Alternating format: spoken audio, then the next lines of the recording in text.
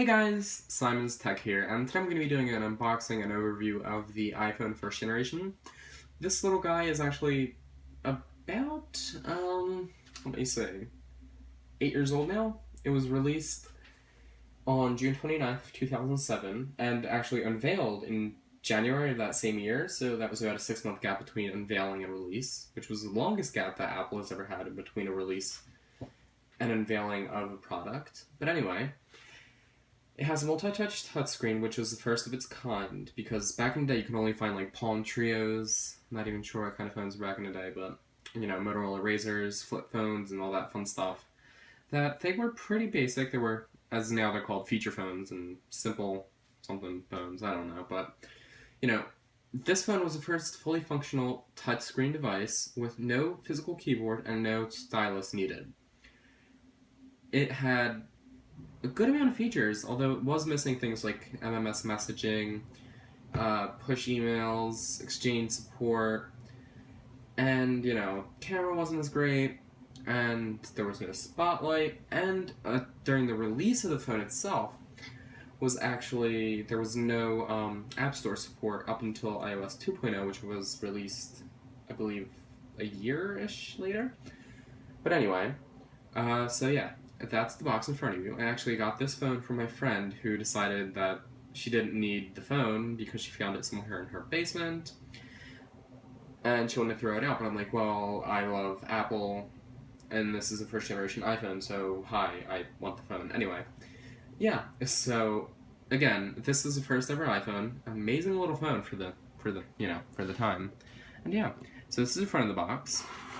On the sides you have iPhone with the storage capacity, and on the back here we have the what's included, which essentially it's the iPhone, stereo headset with microphone, dock connector, USB 2.0 cable, and USB power adapter.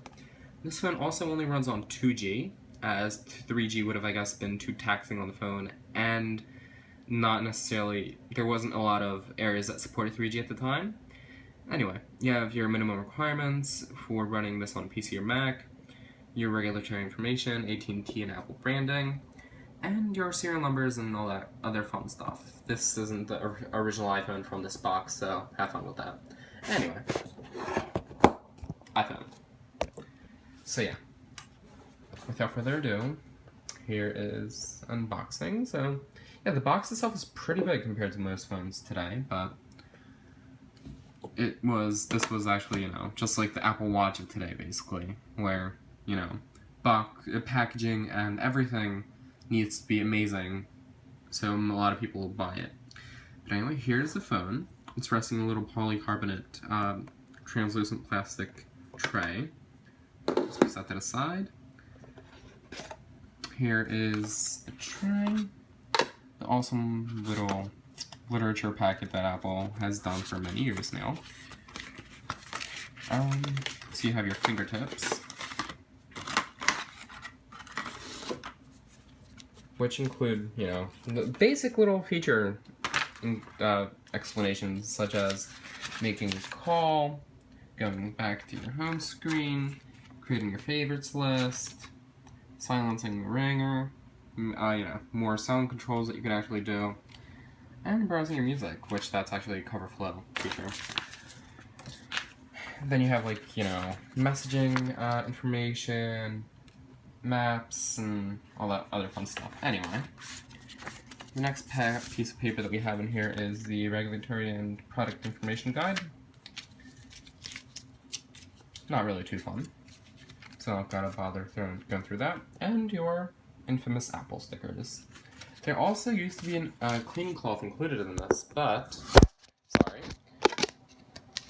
the original owner that I got it from said they lost that somewhere a long time ago, so anyway.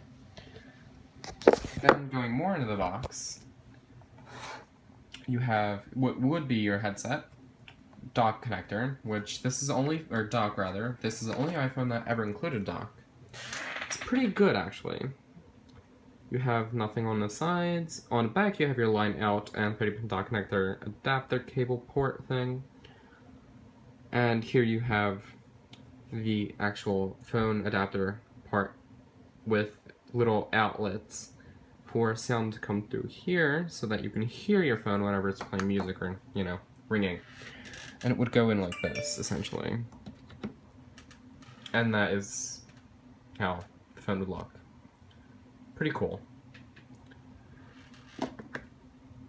Anyway, then you have your little power brick, and there would also be the cable and everything in here, but the power brick itself is actually pretty good too. This is like the modern day iPad power brick, which I do like, although, you know, it's obviously not going to come back anytime soon due to the fact that iPhones now include the 5-watt power adapter.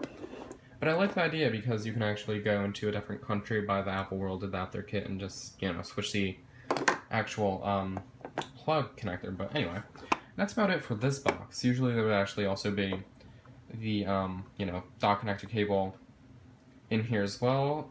And I think that's about it. But anyway, so yeah, that's the box and stuff. And here is the phone. So, woohoo. Give me one sec, guys. Let me just adjust this so you can see it better. There you go. Okay, so on the phone itself, you have the phone on the front. You have your headphone or headset port, home button, silencer switch, volume rocker. On the back, you have your 2-megapixel camera, nice anodized aluminum back, with the antenna window type plastic thing. And on the right side you have nothing, which this design actually goes pretty similar to what we have today, except for the iPhone 6 and 6 Plus. Then you have your headset port, which is actually recessed in. I'm not sure how well you are able to see that, but it's recessed into the bezel. So that actually caused a lot of corporations and companies and all that fun stuff to design an adapter which was able to fit the, you know, headsets of that time and age into the actual thing, other than the original Apple headphones that were included. Then you have your SIM card tray and power button, or rather, sleep-wake button. And yeah, there you go. Okay, so this is a home screen, or rather the lock screen. There isn't a SIM card inserted in here, but anyway. Wi-Fi, lock screen notification, battery indicator, time, wallpaper, and slide to unlock. So let's do that. So this phone is actually running iOS 3.1.3, and it's actually also jailbroken with Cydia. But anyway, this is the original layout of the phone, of what you'd get after updating to 3.1.3. So you have messages, calendar, photos, camera, YouTube, stocks, maps, weather, voice memos, notes, clock, calculator, settings, iTunes, store, app store, contacts, phone, mail, Safari, and iPod, which this is, you know, now it's called Music, or Apple Music, and Cydia. So yeah, you could actually, you know, move everything around now, as back when this came out, when iOS 1.0, you weren't able to do that. But yeah, it's pretty okay in terms of speed. It's obviously not great, but, you know, 222, that's just, you know, rub. I mean, you know, autocorrect at its finest. But anyway, you have some photos.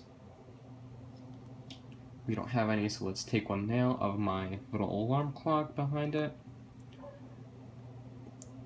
It takes okay photos, and it's also very slow to take them, but, you know, you have pinch to zoom, so you can zoom in. As you can tell, it's pretty laggy because it's obviously pretty old, but, yeah.